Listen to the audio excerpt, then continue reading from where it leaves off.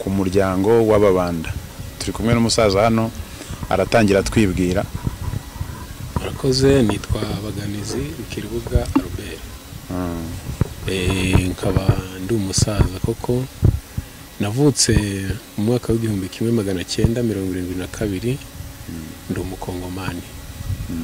Murakoze, mfite imyaka 52 y'amavuko. Batubwiye ko uzi ibintu by'amateka cyane, natwe nibyo bintu dukunda gukora.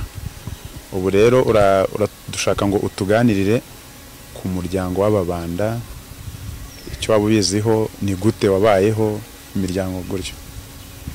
Murakoze, ugize neza kuba mwantumiye muri iki kiganiro, mushaka ko mbaganira ku nkomoko y'umuryango w'ababanda.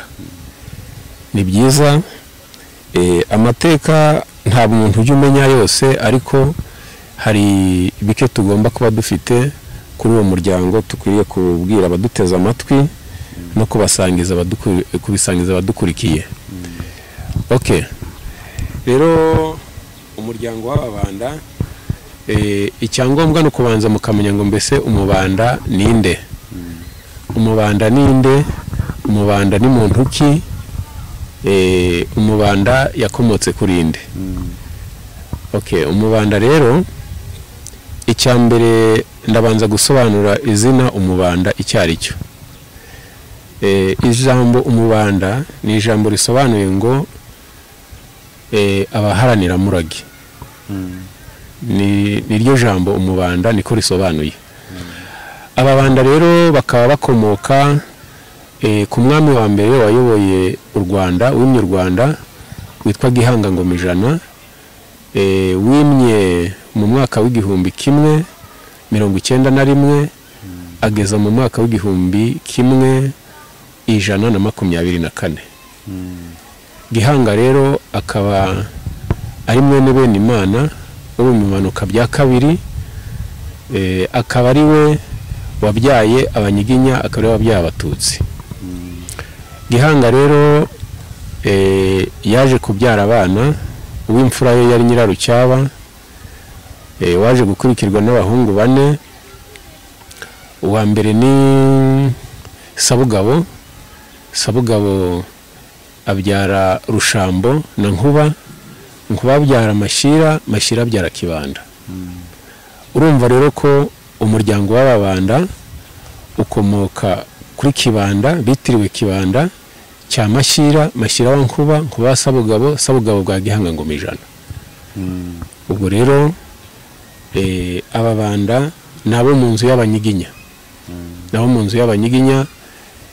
Kibanda yaje gutandukana na se, abamusize mu Buganza, aho ise Mashira yari atuye mu Bugesera, akaza gutona ku mwami witwaga Mibambwe Sekarongoro Mutabazi, ndetse mu mwaka w'igihumbi 1411 Kibanda aramanuka atura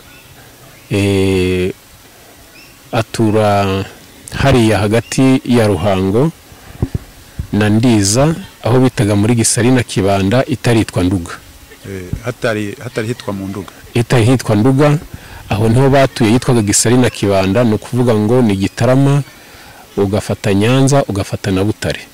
Ayo niyo matongo makuru y'ababanda batuye kuri Ndiza. Urumva, ahabyarira abana benshi, nuko ababanda nibo babanje gutura Nduga ba mbere. Murakoze. Nibo babanje gutura Nduga ya mbere. Nibo babanje gutura, nibo batuye Nduga. Nibo bantu ba mbere batuye Nduga. Iryo zina rya Nduga. Kibanda akigera mu Nduga yitwaga Gisari na Kibanda, kuko yahatuye na mwene nyina bitaga Kirenge. Noneho baza kuyihindurira yitwa Nduga, niho bari bafite inzuri z'inka. Ababanda baraborozi b'inka nyinshi, kandi uwo musaza Kibanda yari umusaza ugira isuku cyane, akaba n'umurashi, yarazi guhiga neza. Mu mateka ya Kibanda yaje kujya guhiga, ngo acyuye umuhigo aza gukenera kujya mu gasozi, icyo bita kwituma. Aragenda ajya mu gasozi, ngo ahagurutse akandagira umwanda, akandagiye umwanda, ngo abonye ikirenge cye uko cyanduye, afata umuhoro we w'urunani yari afite aragitema. Agitemye rero ananirwa kugenda, abo bari kumwe baramuheka, ageze iwe amaraso arava amushiramo. Ubwo nibwo rupfu rwa Kibanda. hari abandi bamukomotseho se baba batuye mu bindi bice by'igihugu, abamukomotseho cyangwa iwanyu muri Kongo n'ahandi hanze no mu Burundi? Kibanda yabyaye abana benshi, ndetse urabona ko umuryango w'Ababanda n'umuryango mugari, ariko bose bakomoka kuri uwo mukurambere Kibanda. Yaje kubyara abana baje kumenyekana cyane. Yabyaye uwitwa Senteteri, niwe wari imfura. Bari bafite inka zitwaga Urukubazuba, bakagira inka nyinshi. Abyara uwitwa Bwayi, ariwe witiriwe kariya gasozi ka Kabgayi kariho diyoseze y'ubu ngubu, Kabgayi mu majyepfo. Bakitaga ngo ni agasozi ka Bwayi. Uwo rero yari mwene Kibanda, yitwaga Bwayi. Ako gasozi bakitiriye Bwayi. Mu bandi bana baje kumenyekana mu mateka ya Kibanda ni uwitwa Samvura, abyara uwitwa Mirindi na Muguyane. Abo nibo bahungu ba Kibanda baje kumenyekana mu mateka y'abana ba Kibanda. Nabo bakomeje gutura mu Nduga. Bakomeje gutura mu Nduga, ariko uko Nduga yagiye yaguka n'abandi baza gutura Nduga, hari abandi bana ba Kibanda baje kuva Nduga bajya gutura Murera mu majyaruguru. Murera mu majyaruguru, hariya bita mu Ruhengeri, aho bita mu Buhoma. Nibo tujya twumva bita Bahoma. Kenshi abo bita Bahoma ni bene Kibanda, bakomoka ku muhungu we witwa Mirindi na Muguyane. Mirindi na Muguyane nibo bamanutse bava Nduga batura Umurera. Batura Muguyane atura yegereye ishyamba. Ugeze hariya bitaga kuri Nkuri, icyo gice cyose cy'ishyamba kuva mu Rwambere ukazageza mu kwa Karindwi, aho bahita Buguyane. Hano hakuno bita mu Rwankeri, ubwo nibwo bwitwa Buhoma. Rero iyo bavuze ngo Abahoma, nta gisekuru cy'Ababanda cyitwa Muhoma, ahubwo Abahoma nuko batuye mu karere ka Buhoma. Urumva neza? Ubwo rero abatuye mu Buhoma ni bene Mirindi, abatuye muri Nkuri ni bene Muguyane. None nawe uri Umubanda? Ndiwe. Ukomoka muri Kongo, bo baba barahageze bate? Cyangwa akaba ariho baje bakomoka muri Kongo, cyangwa bavuye mu Rwanda bajya muri Kongo? Bene Kibanda nyine. Tutari twagera muri Kongo, tutaragera muri Kongo, hari amateka yandi mbere yuko twinjira muri Kongo. Kuko abahungu ba Kibanda, Mirindi, bamaze kugera mu Buhoma, barahabyariye.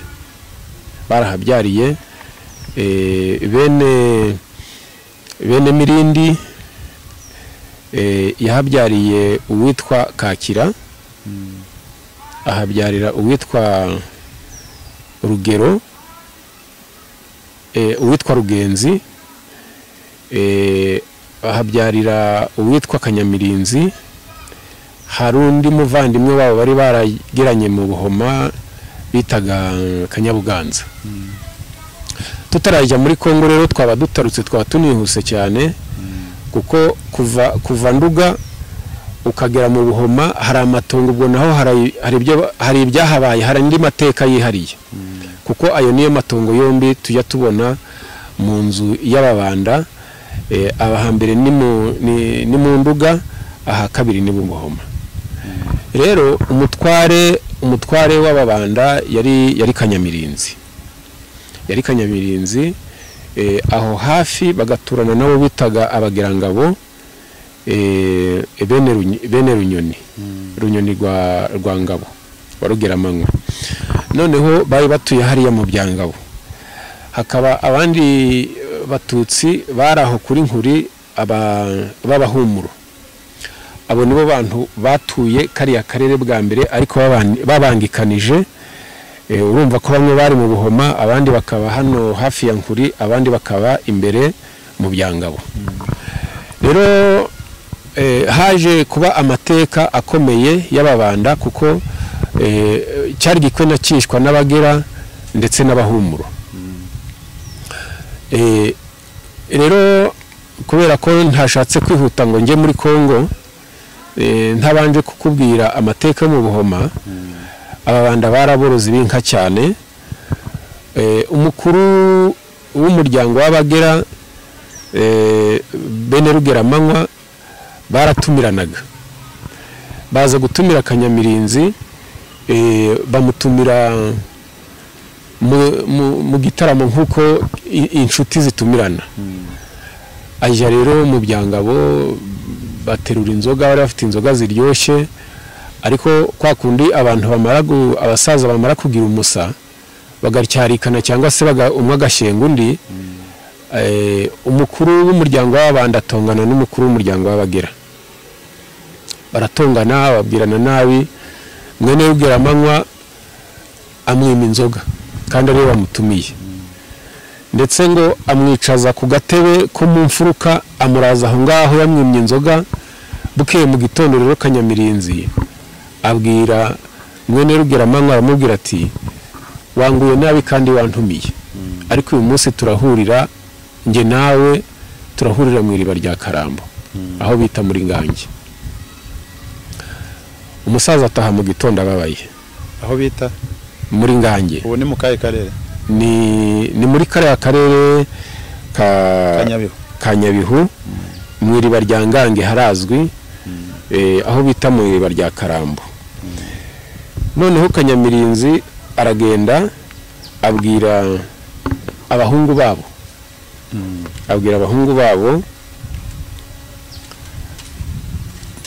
bari bafite abana b'abasore, uwitwaga Munyarubega wa Kanyabuganza. Abwira uwitwa Kinyoma n'uwitwa Mweru, ahamagara Kanyaruvumu ka Kanyamakoro, ahamagara na Munyarubega, arabwira ati izi nka muri iki gitondo zirashoka iriba rya Ngange. Baramubwira bati se uyu munsi ko amazi ari ay'Abagera, kubera ko uyu munsi uvuze ko dushora kandi tutafashe amazi? Ati nimushore. Abana banga gusuzugura se wabo, niwe wari umutware w'Ababanda. Inka rero barashora. Bageze mu iriba rya Ngange basanga amazi yafashwe n'Abagera, ariko babashorana amazi. Bibyara intambara. Bararwana agati karacika. Bararwana ndetse bikomeye cyane. Abagera baratabara, bumvishe ko intambara muri Ngange yacitse, kandi ko Ababanda aribo bashoye amazi yabo. Uwitwa Mweru agira ubwoba, abonye Abagera bahuruye bihuta, ariruka ajya mu Buhoma, ajya gutabaza. Ati mutabare mu iriba rya Ngange, Kinyoma na Munyarubega na Kanyamirinzi wa Kanyamakoro ntimuri bubasange. Niho havuye imvugo y'umugani ivuga ngo agira ubwoba nk'ubwa Mweru. Kanyamirinzi rero ahamagara Abahoma bose, Ababanda b'Ubuhoma, ahamagara Ababanda b'Ibuguyane, bose baratabara, bajya mu iriba rya Karambo, bagiye gutabara abana b'abashumba bashokeye inka. Bageze mu iriba rya Ngange, ariko basanga Kanyaruvumu ka Kanyamakoro ngo yajyaga kubita umusore ajigitse undi. Uwitwa Munyarubega ngo yafataga abasore 8 akabahuza. Bari abanyembaraga, bari abasore basobanutse cyane. Nuko bagezeho basanga intambara yashize, inka zakutse, nuko Kanyamirinzi ahagarara nk'ariya arebye ukuntu abasore be bakubise abasore b'abagirangabo arabwira ati mukura izo nka babagirangabo babagira nyine babagirangabo nani bo bagirangabo nani bo bagirangabo nuko arabwira ati nimukura izo nka aragenda acukura ibumba mu iriba rya Ngange araritwara aragenda ageze mu Buhoma afata rya bumba aribumbamwo akabindi gato watwara hano ku kiganza amaze kuribumba ngo afata isubyo arisukamo abwira ngo ababanda bose bibuhoma nibuguyane ngo baze bacire muri ako gaciro ako kabindi yakise ngo nagaciro kababanda abantu bose rero baraza bari batabaye mu iriba rya Ngange ari abahoma nibuguyane baraza baciramo bamaze guciramo abanywesha kuri rya subyo afata kabindi arakabumba gahuza umunwa arangije abwira ababanda ngo ndabahuje mwese nta umubanda wese mbagize umwe ntimugatandukane ntihazagira uterwa ngo undabure kumutabara niyo mpamvu ababanda basigiye umurage ko batajya batandukana turi kumvikana rero uwo murage w'ababanda bawusigiye na sekuruza Kanyamirinzi mu Buhoma nuko guhera uwo munsi rero abanyabuhoma n'abibuguyane muri Nkuri bakomeje kugenda ari umuryango umwe mbere yuko bava mu Buhoma bakajya muri Kongo imiryango ikagenda iba migari ayo niyo mateka nari nshaka kukubwira make iyo mbere yuko mwebwe mubaye reko muba muri Kongo twari tutaravuka mwari mutaravuka nakomeje kumva uvuga ku babanda nta bahutu babamo numvisha uvugamo abatutsi gusa okay ni byiza cyane ubundi buriya ibintu by'abahutu n'abatutsi ni ibintu byazanywe na bagashakabuhake ni ibintu byazanywe na bagashakabuhake abazungu b'abakoroni bashaka gukoroniza Afurika bageze mu Rwanda batangira gucamwa abantu ibice abahutu n'abatutsi bashobora kuba bahari ariko byaturutse ku bakoroni kubera ko twebwe nko mu gisekuru cya Kibanda baba abahutu b'abatutsi twese dusangiye sokuruza uko baje rero nuko babayeho bamwe bakaba abahutu abandi bakaba abatutsi ibyo byose ni imvugo zaturutse ku bakoroni uri kumva ariko ngenzi ko abanyarwanda bose ari bamwe abanyarwanda bose ni bamwe ni nkuko utabibona mu babanda gusa no mu bega uzasanga harimo abega b'abahutu abega b'abatutsi mu basinga uzabasangamo mu bagesera uzabasangamo ariko ibyo byaturutse ku macakubiri y'abakoroni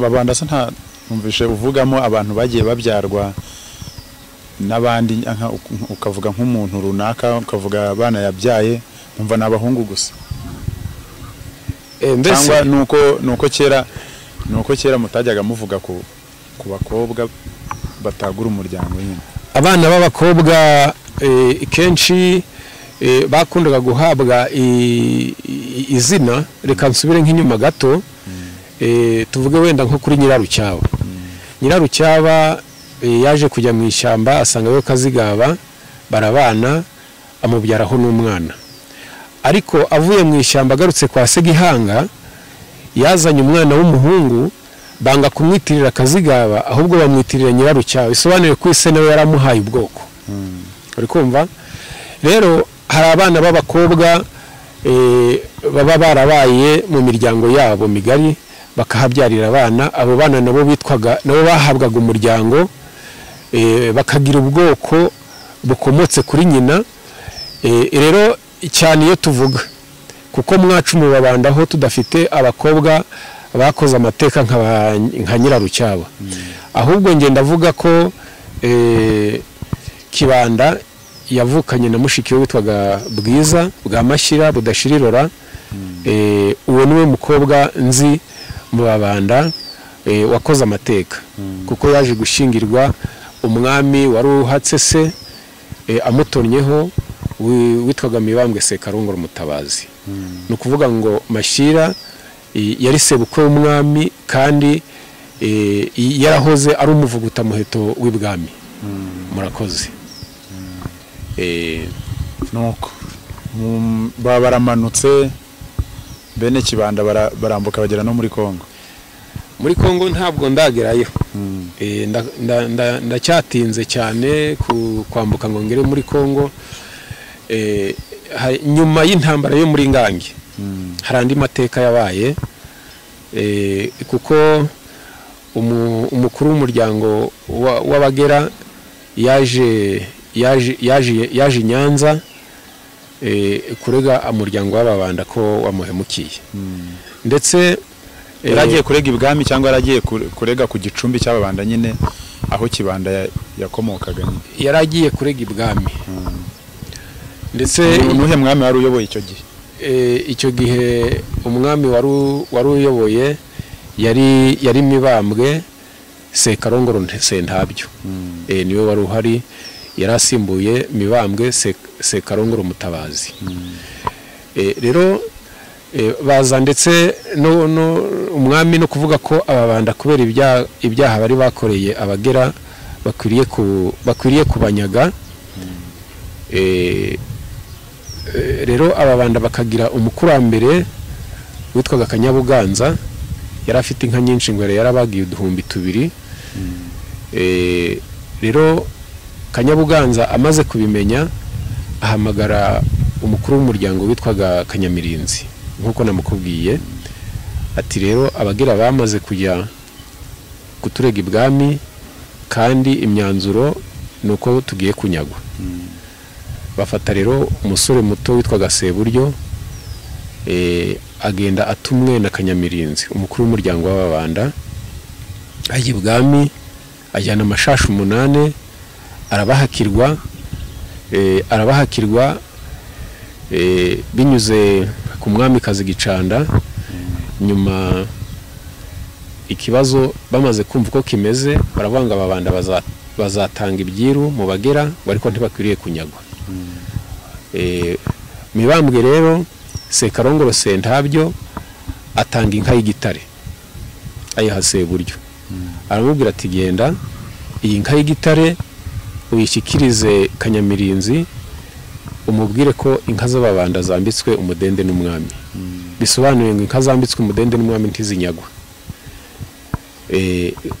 Noneho Seburyo yimuriye nka y'igitare ayizana mu Buhoma ayishyikiriza Kanyamirinzi.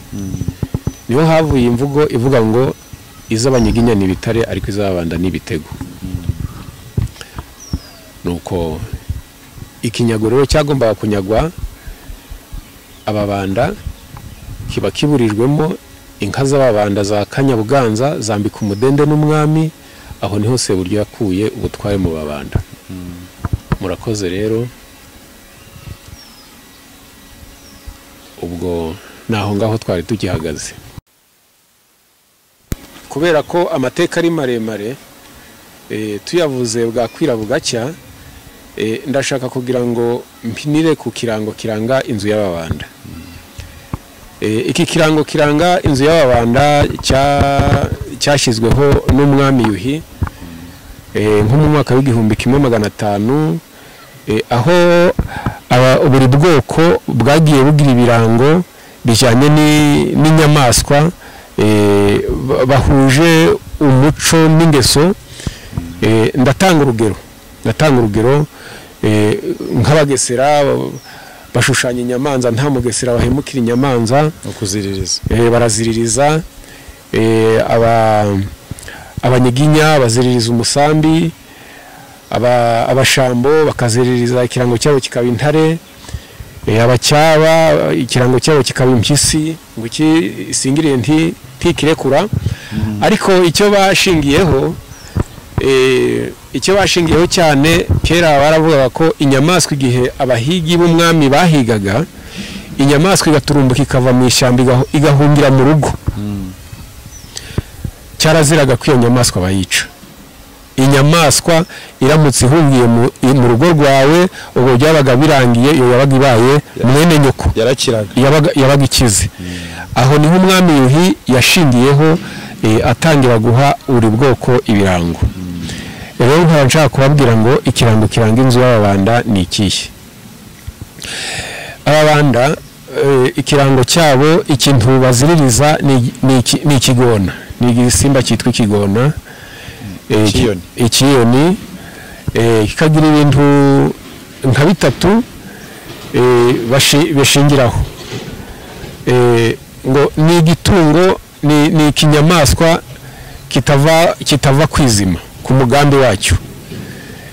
Ikigona gishobora kuba cyabonye ikintu gishaka gufata nka hariya, ukabona kiri kuza kizunguruka cyicisha hirya no hino, bakagikomera bakagitera amabuye, kigahunga kikajya nkara, ariko kikagucunga isaha uri buhuge akanya gato, nubwo waba ari umunota umwe usanga ikigona kikijyanye, kutava ku mugambi.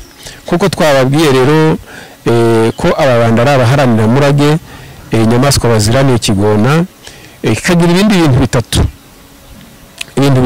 Icya mbere ngo ni ikinyesuku, kirarimba kikambara neza. Nabo nuko cyane ushobora gusanga wenda nawe ufite ayo maraso sinabimenya. Icya kabiri ngo ni ikinyabuntu. Ikigona ngo ni ikinyabuntu, gishobora ngo ni igisimba gishobora guhahira ibyana byacyo, kigahahira n'ibituranyi, cyane ko n'Imana yagikoresheje muri Bibiliya. Kigeze gitunga umuhanuzi witwa Eliya imyaka 3, kikajya kijya kumuhahira umutsima mu gihugu, kikawumuzanira mu ishyamba aho yari ari ku kagezi ka Kirete. Icya gatatu, ikigona ngo ni inyama itaribwa. Ni inyama itaribwa, ngo Ababanda ntibendereza, ntibakunda impaka, ariko iyo umwendereje ugira ibibazo byinshi, uwo murage barawufite. Muri make rero nakubwiraga ikirango kiranga inzu y'Ababanda. Murakoze kuntumira muri iki kiganiro, kandi murakoze kumpa umwanya nk'uyu nguyu kugira ngo nsobanure ku by'amateka y'inzu y'Ababanda. Murakoze, murakabyara. Mwakoze cyane kwitabira. Abakunzi rero b'ibirari by'insigamigani, ikiganiro nanga tugicumbikiye, tuzasubira. Ibiganiro biracyahari byinshi, tuzakomeza. Amateka bari maremare. Uyu musaza uramutse umukeneye watubona umukeneye ko muganira, ukeneye ko mukorana ibindi biganiro, ni ku birari by'insigamigani niho mwadusanga. Mwakoze cyane kuduha umwanya wanyu.